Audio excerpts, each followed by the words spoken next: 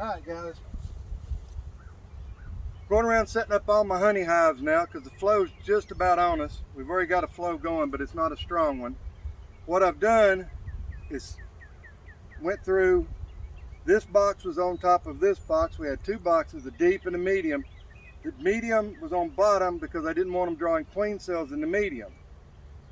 I wanted them drawing swarm cells in the bottom, which I went through, cut out all but two, and used them in other places in the yard. Then I stacked a super on that has right cell in it that's been heavily waxed. Then a box with nothing but fishing line through the frame so that I get cut comb honey. And another box that has right cell in it with heavy wax. This is a double screen board. It has an entrance and an exit here if you want, an entrance and exit in the front, and one on the side. I'll bring the camera around and show you that here in a minute. I went through and found the queen first off, because these girls, I pushed them just to that point they were about ready to swarm. Those cells in there were probably about a day from being capped, so I pushed them a little further than I should have probably, but queen,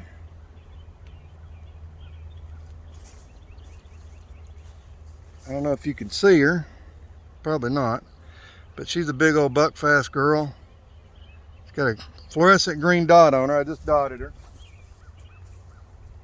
What I'm going to do, I pulled two frames out of this, started another mating nuke, gave her two frames to immediately start laying in, and I'll release her back into the top box. The double screen board prevents her from getting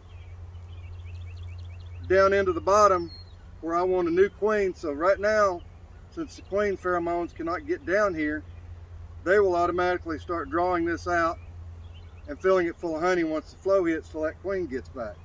So we're going to go ahead and release this queen back into her colony. They'll readily accept her. That was quick. What I'll then do is just put the lid back on it. Like I said, they're a little antsy. They're really ready to swarm. I'll bring the camera around. By the way, this double screen board was made by a friend of mine.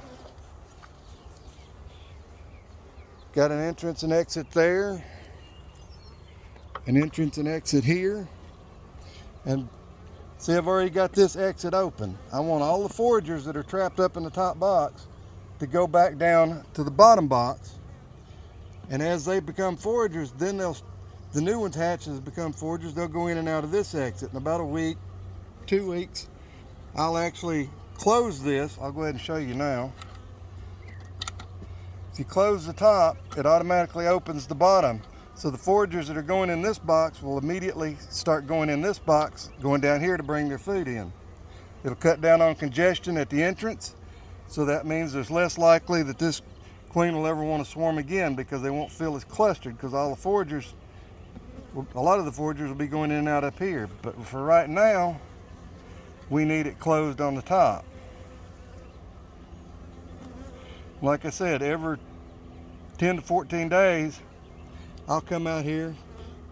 I may go to the front, I may go to the other side and open that one up so all the foragers goes down to the bottom. Once the flow gets hitting real hard, I'll probably just come out here and just keep stacking them up. But I'm gonna do that. I've got 3 or 4 of these double screen boards, and this is the first one I've done. I figured I'd do a video on it. Guys, thanks for watching Woolly Bees. Like, subscribe, share the videos. This is a good way to make honey. Downstairs, once that last bit of open brood is capped, they have no other job other than bringing in pollen and nectar. Well, they won't need pollen, so they'll be bringing in nectar, and then they'll start cleaning out areas for the new queen to lay once she gets back. Enjoy.